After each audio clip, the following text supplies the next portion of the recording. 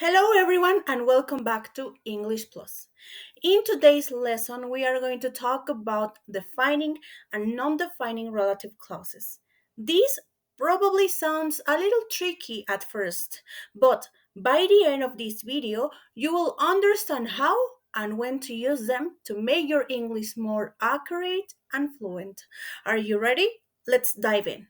So, first, let's start with this question. What is a relative clause? Well, basically, a relative clause is a part of a sentence that gives us more information about a noun. We use relative pronouns like who, which, that, whose, and whom to introduce the clauses.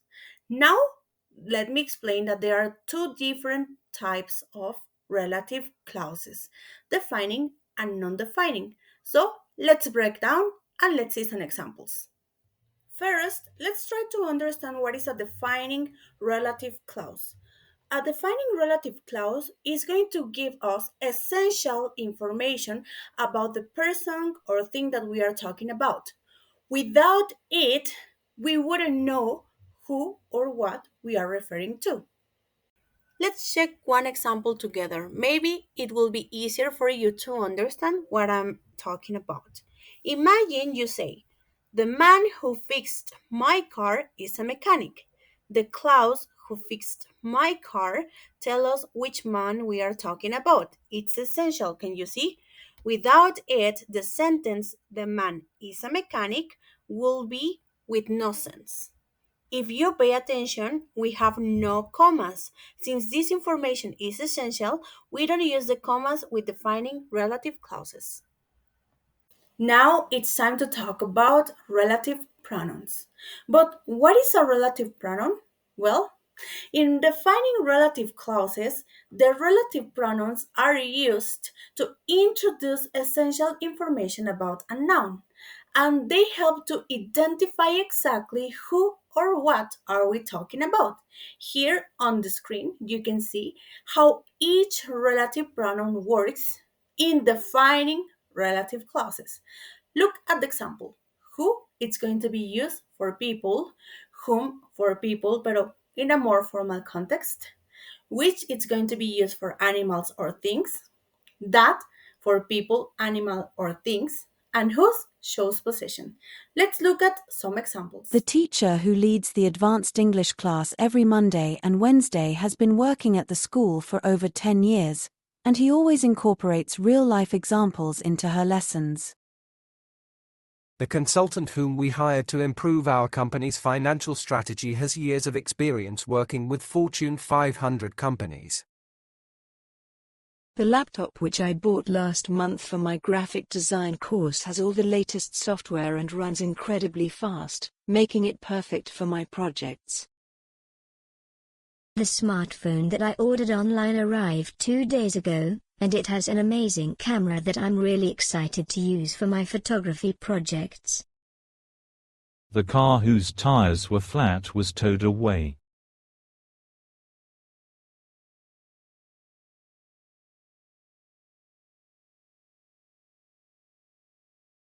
Now let's talk about non-defining relative clause. In this clause, they are going to give us only extra information about something. Maybe something that is interesting, but not necessarily or essential to understand the principal idea of the sentence. Even if we remove this information, the sentence will still make sense. We will be able to understand what we are talking about. Let's check some examples. In the first example, we have my brother who lives in Spain is visiting us next week. In this sentence, the clause who lives in Spain is extra information. If we remove it, the main or the principal sentence still makes sense. My brother is visiting us next week. Can you see? Let's check out some other examples. My uncle, who is an experienced pilot, often shares fascinating stories about his travels around the world. The CEO, whom I met at last year's conference, has just announced a major merger with another company. The Eiffel Tower, which is one of the most iconic landmarks in the world, attracts millions of visitors every year.